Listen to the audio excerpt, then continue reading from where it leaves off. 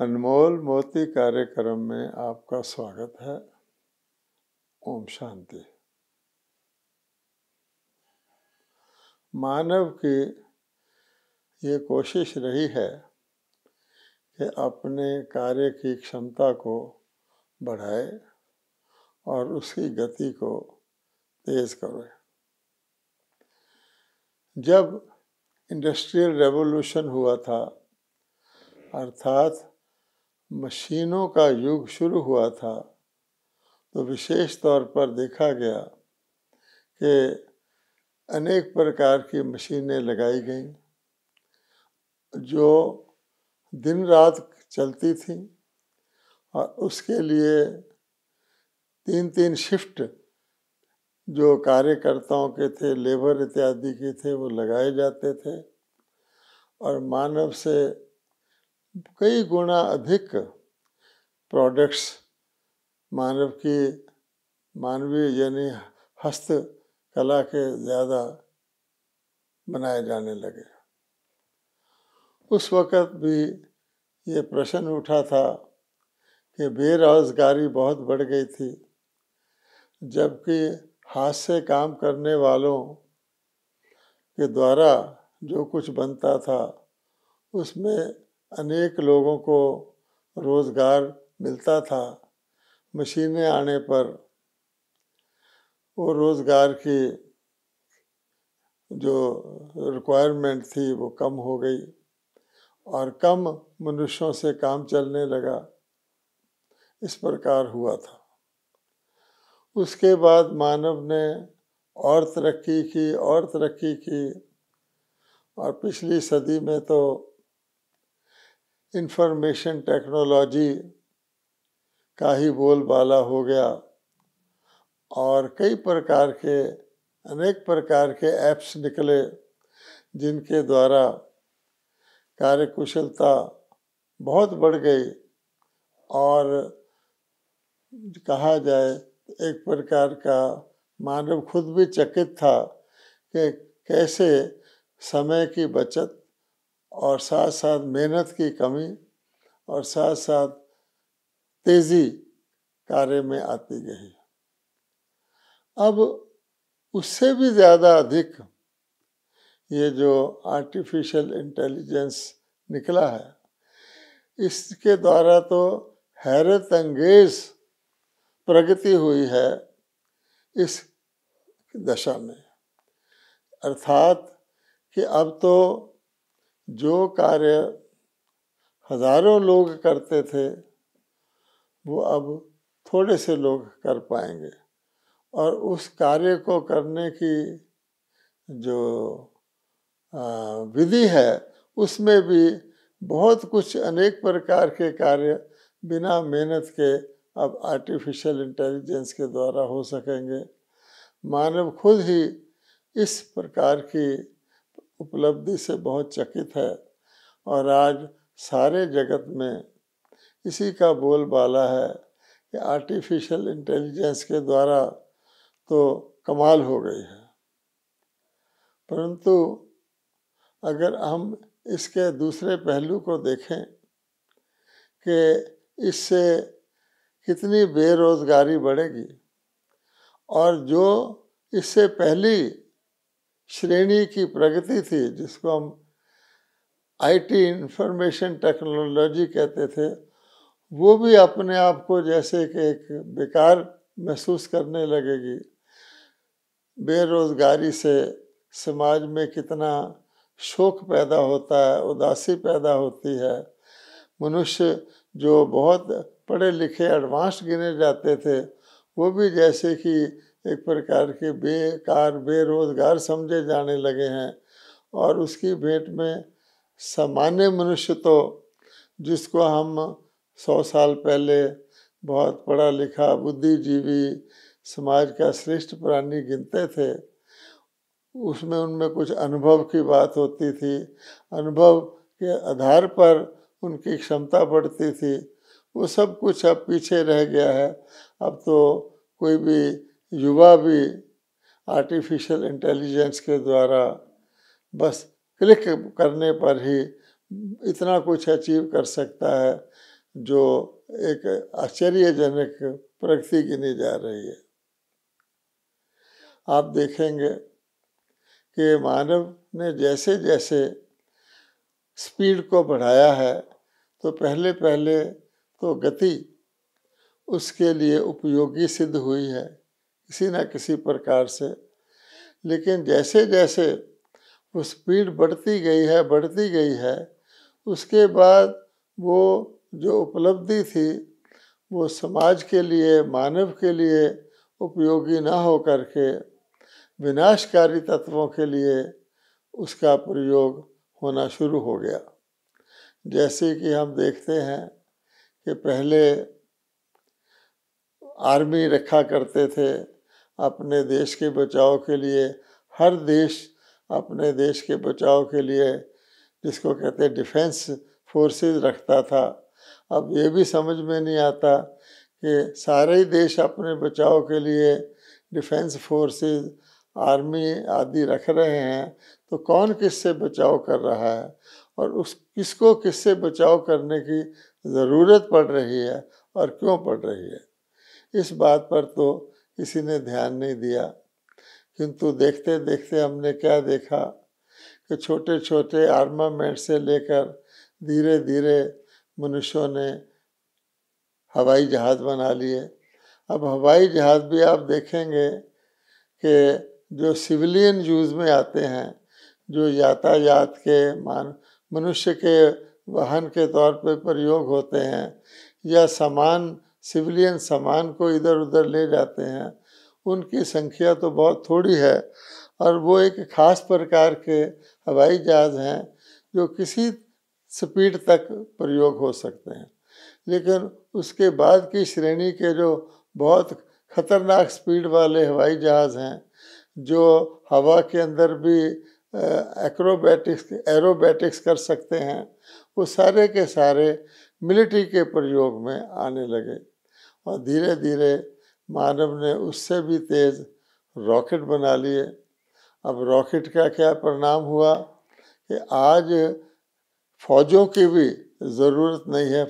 फौज में तो मानव होते थे, फौजों की आवश्यकता ही घटती जा रही है। केवल रॉकेट्स के द्वारा ही युद्ध होने लगे हैं और आगे आगे होने लगेंगे। अब आप देखेंगे कि रॉकेट की भी जो बहुत एडवांस्ड तरह की क्वालिटीज़ हैं, वो सारी की सारी मिलिट्री के या समझिए कि विनाश के प्रयोग में ही आने लगी हैं। तो इसलिए जो मनुष्य समझता है कि मुझे इस आर्टिफिशियल इंटेलिजेंस, जिसको हम नकली अकल भी कह सकते हैं, कि नकली अकल के द्वारा मनुष्य ने बहुत कुछ अचीव कर लिया है, उसकी कार्य कुशलता हजारों लाखों गुना बढ़ गई है। लेकिन जो गीता में कहा गया है कि योग से कर्म में कुशलता आती है, इस प्रकार की आर्टिफिशियल इंटेलिजेंस या नकली अकल के द्वारा जो कर्म में कुशलता आ रही है, उसमें बहुत फर्क है। क्योंकि हम जानते हैं कि जो गीता के भगवान ने कहा है, उसमें कर्म में कुशलता किस प्रकार की है कि कर्म श्रेष्ठ बनता है, कर्म कल्याणकारी बनता है, कर्म सृजनकारी बनता है, कर्म के अंदर मनुष्य के कर्म के अंदर करुणा की भावना होती है, दया की भावना होती है, क्षमा की भावना होती है, सबको मिलाने की, प्रेम प्यार सहयोग बढ़ाने की भावना होती है। उसको हम कहते हैं योग द्वारा कर्म की कुशलता, अर्थात दिव्य बुद्धि द्वारा कर्म की कुशलता। सारी भगवत गीता में बताया गया है कि 2 प्रकार के संपदा होते हैं। गीता का 16वां अध्याय में साफ साफ कहा है भगवान ने कि 2 प्रकार के संपदा होते हैं, एक दैवी संपदा और एक आसुरी संपदा। दैवी संपदा अर्थात सुख शांति, चैन, आराम, प्रेम, सहयोग का समाज, और आसुरी संपदा अर्थात अभिमान, दंभ, फरेब, घमंड और दुख देने वाला समाज अर्थात जिसके अंदर आसुरी संस्कार होते हैं। अब ये दैवी संस्कार और आसुरी संस्कार तो मानव में ही होते हैं। जब मानव के अंदर दैवी संस्कार होते हैं तो हम जानते हैं विश्व में देवी देवताओं का राज्य होता है और माना जाता है कि पहले समय में आदिकाल में देवी देवताएं विचरते थे धरती पर और वो सारे के सारे पूज्य पावन गिने जाते थे। प्रेम वहाँ मुख्य गुण था, बल्कि ये कहा जाता है कि देवी देवताओं का जो राज्य था, जो उनकी जो युग था, उसमें सर्वगुण संपन्न हर एक होता था। यथा राजा तथा प्रजा, किसी में भी अवगुण नहीं होता था।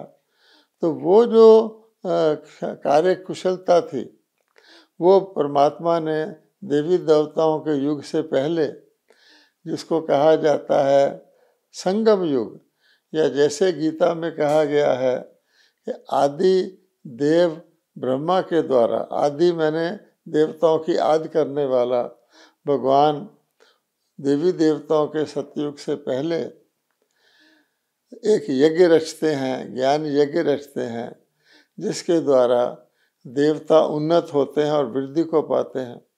अर्थात उस युग में कोई भी प्रकार, किसी भी प्रकार का कोई अवगुण, कोई किसी प्रकार की गिलानी, किसी प्रकार की दुख देने वाली चीज़ नहीं होती। जब देवताओं के अंदर ही, आत्माओं के अंदर ही सद्गुण होते हैं, सतोगुण प्रधान होता है, तो उस काल में ये प्रकृति, ये जो 5 तत्व हैं, कोई भी वस्तु है वहाँ पर, चाहे वनस्पति है, चाहे पशु पंछी हैं, सब के सब सतोगुणी होते हैं, सुखदायी होते हैं। कहा जाता है उस समय दुख का नाम निशान नहीं होता। परंतु कालांतर से जब देवी देवता धीरे धीरे अपने, उनकी दिव्यता के द्वारा पढ़ाई हुई प्रारब्ध खत्म होती जाती है, जिसको कहा जाता है देवताएं पुण्य क्षीण होते जाते हैं, तो एक समय ऐसा आता है जबकि वो पूर्णतः पुण्य क्षीण हो जाते हैं। अर्थात वो अपने आप को आत्मा और आत्मिक गुणों को नहीं समझते हैं, अपने आप को शरीर मानने लगते हैं। तो उसके बाद कहा जाता है कि देवता वाम मार्ग में चले गए, अर्थात अपने आप को शरीर मानने लग गए, और तब से लेकर के जिसको कहा जाता है उनके अंदर आसुरी लक्षण पैदा हो जाते हैं। देह अभिमान से ही काम, क्रोध, लोभ, मोह और अहंकार, जो सभी प्रकार के आसुरी अवगुणों की जड़ हैं, मूल हैं, यूँ भी कह सकते हैं, ये इन्हीं से हिंसा पैदा होती है। आज हम बात कर रहे हैं हिंसक वृत्ति और अहिंसक वृत्ति की, तो काम भी हिंसा है, क्रोध, लोभ, मोह और अहंकार सभी हिंसा हैं। वो स्वयं को भी दुख देते हैं, दूसरों को भी दुख देते हैं। अब हिंसक युग में कार्य कुशलता को बढ़ाने के जो माध्यम किए जाते हैं, वो कोई भी माध्यम होगा, लेकिन उसके द्वारा जो कुछ भी उसका प्रयोग होगा, उससे हिंसा ही बढ़ेगी, दुख ही बढ़ेगा, अशांति ही बढ़ेगी। जैसे हम एक बात लें तो धैर्यता बहुत बड़ा गुण है, और देवी देवताओं में धैर्यता थी।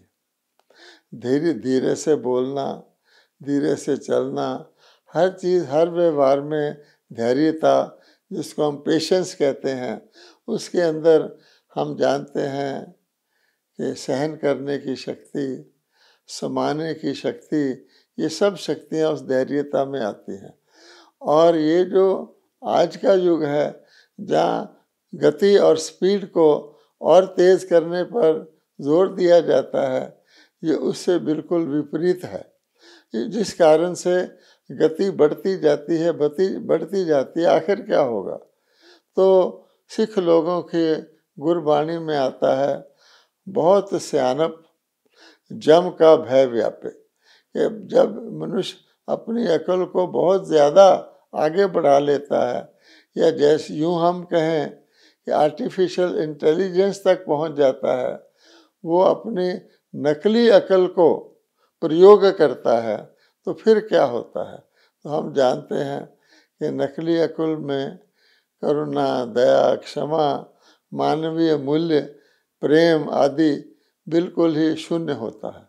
और उस पर कारण से वो शून्य नकली अकल जो होती है, अगर ऐसे मनुष्यों के हाथ में लग जाए, ऐसे मनुष्य उसको प्रयोग करें जिससे कि वो सोच भी ना सकें कि हमें इसका प्रयोग कैसे करना है। अर्थात कहा जाता है कि guided missiles in the hands of unguided minds, यानी माइंड जिनके कंट्रोल में नहीं है, उनके द्वारा इस प्रकार की नकली अकल का जब प्रयोग होगा तो क्या होगा? तो हमें इस बात की चिंता करनी चाहिए कि क्या हम गीता के भगवान द्वारा बताए हुए जो दैवी गुण हैं, उनके द्वारा उसके लिए जो दैवी बुद्धि भगवान देते हैं, वो दिव्य बुद्धि मानवता के भविष्य के लिए कल्याणकारी है, या ये आर्टिफिशियल इंटेलिजेंस या ये नकली अकल उनका कल्याण करेगी? तो अगर आप देखेंगे तो विनाश के बारे में कहा गया है कि जब विनाश का समय आता है, जब विनाश का समय आता है तो क्या होता है? एक बात नोट करने की है, अकल सब में होती है। अकल देवताओं में भी होती है और अकल असुरों में भी होती है, लेकिन विनाश काले प्रीत बुद्धि, जो दैवी संपदा वाले होते हैं, जो सृजनकारी होते हैं, जो नए युग की या नए विश्व की स्थापना की तरफ होते हैं, उनकी प्रीत बुद्धि होती है। कहा जाता है विनाश काले प्रीत बुद्धि विजयंती। और जो दूसरी अकल उनके पास भी है, लेकिन जो अपनी अकल का या बुद्धि का और उसके द्वारा नकली अकल का प्रयोग करते हैं, उसको कहा जाता है विनाश काले विपरीत बुद्धि विनशंति, यानी वो उल्टी बुद्धि लगा करके विश्व का विनाश करवाते हैं और वो दैवी बुद्धि लगा करके नए विश्व की स्थापना के निमित्त बनते हैं। इसलिए बहुत सोचने का विषय है कि हम अपनी गति को बढ़ाते जा रहे हैं, बढ़ाते जा रहे हैं, बढ़ाते जा रहे हैं, कहाँ पहुँचेंगे हम आखिर जाकर? इसलिए आवश्यकता है धैर्यता की, क्योंकि जब मनुष्य अपने लिए ही कुछ ऐसी नकली क्षमता को पैदा कर लेता है, तो किसी न किसी दिन जब मानव का मन, चाहे वह अहंकार के वश हो, चाहे वह क्रोध के वश में आ जाए या लोभ के वश में आ जाए, तो किसी भी प्रकार का आसुरी अवगुण मानव को उस नकली अकल को विनाश के लिए प्रयोग करने पर मजबूर कर देगा। और एक बार नकली अकल का बटन दब गया तो उसके बाद उसके बस में भी नहीं रहेगा कि उसको वो कंट्रोल कर सके।